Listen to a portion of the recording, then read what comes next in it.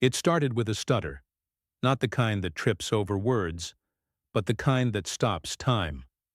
The old man, hunched over a chipped white ceramic coffee cup, squinted at the bill in front of him. His hand trembled slightly as he reached for his wallet, only to pause and then fumble again. The waitress, a woman in her early 30s with jet-black nails and a sharp ponytail, tapped her pen against the pad in her hand. Impatient, irritated, loud enough that a few other customers turned. "Sir, it's just $12.89. You do have that, right?"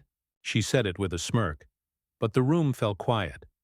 The man was dressed in worn khakis, a buttoned-up flannel shirt, and on his head, an old sun-bleached cap. Embroidered across the front in gold stitching, U.S. Navy, Vietnam veteran.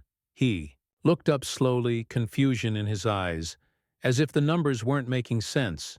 I thought the burger was $9.99, he mumbled, thumbing through a folded-up $20 bill, one corner ripped and soft like cotton. The waitress rolled her eyes. "Prices went up. Inflation, remember? Welcome to the future." She snatched the bill from his hand and turned away with a huff. The man sat there stunned, looking small, looking forgotten. And just as a young couple in the next booth exchanged awkward glances, trying to look away, the front door swung open. A tall figure stepped in, his badge catching the morning sunlight. A police officer. Broad shoulders, sharp eyes, and the kind of calm that commands a room. He scanned the room quickly. Not for trouble, but like he was searching for someone. Then his eyes landed on the veteran. "Franklin?" The old man looked up, blinking. "Oh, Johnny? Johnny Mendoza? From the old unit, yeah, it's me." Officer Mendoza walked over, pulled up a chair, and sat down without a word. He didn't look at the waitress. He didn't need to. He looked at the bill. Then he looked at Franklin. "You saved my father's life. Back in Nam. You probably don't remember. But he sure does." Franklin chuckled softly. "It was a long time ago." Mendoza reached into his pocket, pulled out his wallet, and placed a $100 bill on the table. "Then breakfasts. On him. And lunch. And dinner, too." The room froze. No one said a word. The waitress, now returning with change for the original bill, stopped mid-step when she saw the $100 note. Sir, I didn't mean—" Mendoza stood, his tone calm but steel-edged. "You saw a confused old man. I saw a hero who gave everything so you could roll your eyes in freedom." He turned back to Franklin and gave him a crisp salute, the kind you don't fake. As Mendoza walked out, others in the diner slowly began to move. The young couple got up, left, a $20 on the table without saying a word.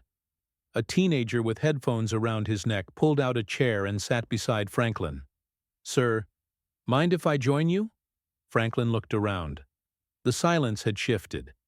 It wasn't awkward anymore. It was honoring. Moments later, the waitress returned again. No pen, no pad. Just a coffee pot and a softer voice. "Can I warm that up for you, sir?" Franklin nodded. No bitterness in his eyes, just peace. "Sure, thanks." And as the steam rose from the mug and sunlight poured in through the blinds, something else warmed up too, the room, the people, the air itself. Sometimes we don't need grand speeches. Sometimes it only takes one person standing up, not to shout, but to salute, because the world is full of heroes who don't wear uniforms anymore, who wear flannel shirts, who tremble when the bill doesn't match their memory, who sit alone until someone remembers. And sometimes, justice isn't a courtroom, it's a diner, at 9:03 a.m. in the middle of nowhere, where one good man saw another and paid it forward. If this story moved you, subscribe to our channel and share your thoughts in the comments. Have you witnessed a moment of unexpected kindness, courage, or justice? We want to hear it. You never know. Your story might just be next. Thanks for watching.